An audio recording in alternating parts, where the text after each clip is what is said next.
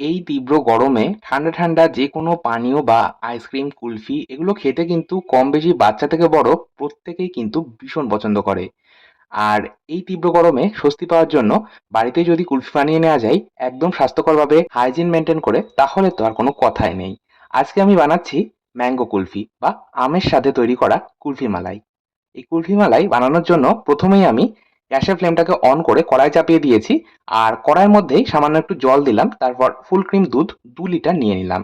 আপনারা আপনাদের পরিমাণ মতন দুধ নেবেন। আমি আইসক্রিম বা কুলফির পরিমাণটা যেহেতু একটু বেশি বানাচ্ছি সেই জন্য আমি কিন্তু এখানে দুধের পরিমাণটা 2 লিটার ব্যবহার করছি। আচ্ছা, এবার আমি দুধটা হাই ফ্লেমে একটা বয়ল আসা পর্যন্ত অপেক্ষা করব।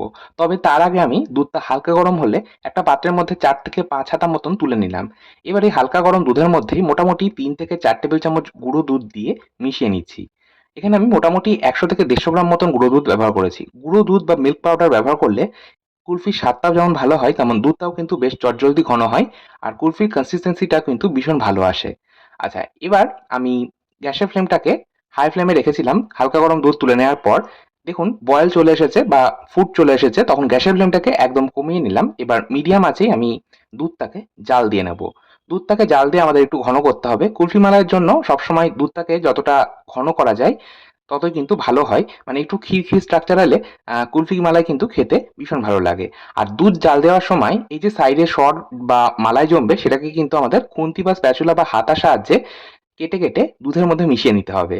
এই স্টেপটা অবশ্যই আপনারা করবেন। আচ্ছা, দুধটা জাল হোক ততক্ষণে আমি ওই যে হালকা গরম দুধের মধ্যে গুঁড়ো দুধ মিশিয়ে রেখেছিলাম সেই দুধটা কিন্তু এবার সম্পূর্ণ ঠান্ডা হয়ে গেছে। এরই মধ্যে আমি এখন মিশিয়ে নিলাম 1.5 থেকে 2 টেবিল চামচ মতন কর্নফ্লোর। কর্নফ্লোর না থাকলে অ্যারারুট মেশানো যেতে পারে। কর্নফ্লাওয়ার বা অ্যারারুট মেশালে এই যে কুলফি মালাই সেটা কিন্তু কনসিস্টেন্সি বা ঘনত্বটাও ভীষণ ভালো আসে। খুব চটজলদি দুধটা ঘন হয়ে যাবে ওই দুধটা ব্যবহার করলে, মানে কর্নফ্লাওয়ার গোলা দুধটা ব্যবহার করলে। আর আরেকটা সবথেকে বড় যে কারণে আমরা ব্যবহার করছি কর্নফ্লাওয়ার বা অ্যারারুট সেটা হচ্ছে আমরা আইসক্রিম বা কুলফিটা যখন নরমাল টেম্পারেচারে বার করব রেফ্রিজারেটর থেকে, তখন কিন্তু খুব চটজলদি গলে যাবে না যেহেতু কর্নফ্লোর ব্যবহার করা রয়েছে। আচ্ছা, এবার আমি কর্নফ্লোরটা ওই ঠান্ডার দুধে বা নরমাল টেম্পারেচারে থাকা দুধের মধ্যে মিশিয়ে নেওয়ার পর অপরদিকে দুধটাও কিন্তু বেশ ঘন হয়ে গেছিল। মানে মোটামুটি আমার 2 লিটার দুধ আমি মোটামুটি 300 থেকে 350 ml মতন জাল দিয়ে কমিয়ে নিয়েছিলাম। তো তারপর আমি এর মধ্যে ব্যবহার করলাম চিনি। আর এখানে আমি মোটামুটি 300 গ্রাম চিনি ব্যবহার করেছি। পরবর্তীতে যেহেতু আমি একটু ক্রিম ব্যবহার করব, আবার পাকা আম ব্যবহার করব, তাই একটু মিষ্টিটা বেশি করতে হবে। মানে ইউজ করতে হবে মিষ্টিটা একটু বেশি, তাহলে বেশি ভালো হবে। আচ্ছা, এরই মধ্যে আমি চিনি দেওয়ার পর আমি যে দুধটার মধ্যে কর্নফ্লোর আর গুঁড়ো দুধ মিশিয়ে রেখেছিলাম সেটাও দিয়ে দিয়েছিলাম। আর সামান্য একটু লবণ দিয়ে আমি আরো 5 মিনিট এটা হাই ফ্লেমে ফুটিয়ে নিলাম। দুধটা যখন বেশ ঘন হয়ে গেল তখন গ্যাসের ফ্লেম বন্ধ করে আমি এবার এই দুধটা সম্পূর্ণ ঠান্ডা হতে দেবো। অপরদিকে যেহেতু পাকা আমের কুলফি, তাই পাকা আমের কুলফি বানানোর জন্য আমাদের কিন্তু পাকা আম প্রয়োজন। আমি 3টে মাঝারি সাইজের পাকা আম নিয়েছি। আর পাকা আম খোসা ছাড়িয়ে নেওয়ার পর আমি টুকরো করে নিলাম। এবার একটা মিক্সিং জারের মধ্যে দিয়ে এরই মধ্যে আমি সামান্য একটু চিনি দিলাম। এই ধরুন 2 থেকে 3 চামচ মতো। যেহেতু আমটা খুব বেশি মিষ্টি না, একটু টক মিষ্টি রয়েছে, সেই জন্যই কিন্তু আমি একটু চিনি ব্যবহার করেছি। আপনাদের পাকা আম যদি খুব মিষ্টি হয় তাহলে চিনি ব্যবহার করার প্রয়োজন নেই। তারপর ওই যে আমের পাল্প বা আমের টুকরোগুলো সেটা চিনির সাথে একবার ব্লেন্ড করে নিলাম। আচ্ছা, অপরদিকে আমাদের সম্পূর্ণ ১ ঘন্টা হয়ে গেছে। আমাদের এই দুধের মিক্সচারটা কিন্তু ঠান্ডা হয়ে গেছে। এবার আমি এই ঠান্ডা দুধের মিক্সচারের মধ্যে বা ক্ষীরের মধ্যে বা কুলফি মালাইয়ের মধ্যে দিয়ে দিলাম আগে থেকেই রেডি করে রাখা আমের পাল্প। এবার একটা হ্যান্ড বিটারের সাহায্যে একদম হাই স্পিডে আমি এটা বিট করব মোটামুটি 5 থেকে 6 মিনিট। তবে আপনাদের কাছে যদি ইলেকট্রিক হ্যান্ড বিটার না থাকে সেক্ষেত্রে আপনারা এই কাজটা মিক্সিং জারের মধ্যে নিয়ে করে নিতে পারেন। মানে 2 থেকে 2.5 মিনিট মতন মিক্সিং জারে একটু ব্লেন্ড করে নেবেন, তাহলেই কিন্তু আমাদের এই কুলফির মিক্সচারটা একদম তৈরি হয়ে যাবে। আচ্ছা, আপনারা চাইলে এই কুলফির মিক্সচারটা এবার মোল্ডের মধ্যে ঢেলে আপনারা কিন্তু এটা জমিয়ে নিতে পারেন, তাহলেও হবে। কুলফির স্বাদ ভীষণ ভালো হবে। তবে আমি যেহেতু এটাকে একটু রিচ বানাতে চাইছি সেই জন্য আমি কিন্তু একটু ক্রিম ব্যবহার করব।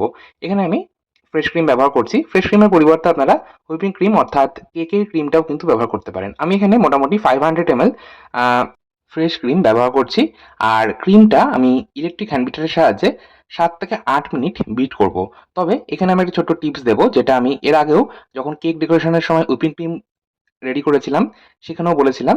এই ক্রিম মানে হুইপিং ক্রিম বা ফ্রেশ ক্রিম যেটাই আপনারা ইলেকট্রিক হ্যান্ড বিটার দিয়ে বিট করেন না কেন, সেটা কিন্তু অবশ্যই 30 থেকে 40 মিনিট বা 1 ঘন্টা মতন নরমাল ফ্রিজে রেখে দেবেন বিট করার আগে।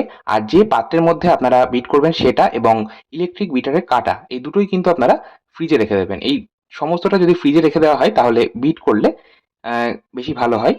আচ্ছা যাই হোক, ফ্রেশ ক্রিমটা আমি 7 মিনিট একদম হাই স্পিডে বিট করেছি।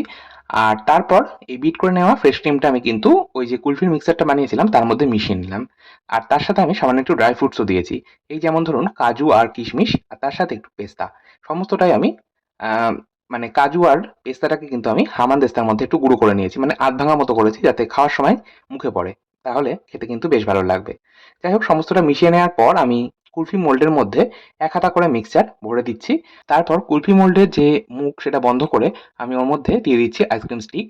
আচ্ছা, এবার যদি আপনাদের কাছে কুলফি মোল্ড না থাকে সেক্ষেত্রে আপনারা কি করবেন, এই ধরনের ছোট, ছোট চা খাওয়ার যে কাগজের কাপ হয় সেই কাপের মধ্যে আপনারা কুলফি সেট করতে পারেন। তো আমি সেই জন্যই এটাও আমি দেখিয়ে দিচ্ছি।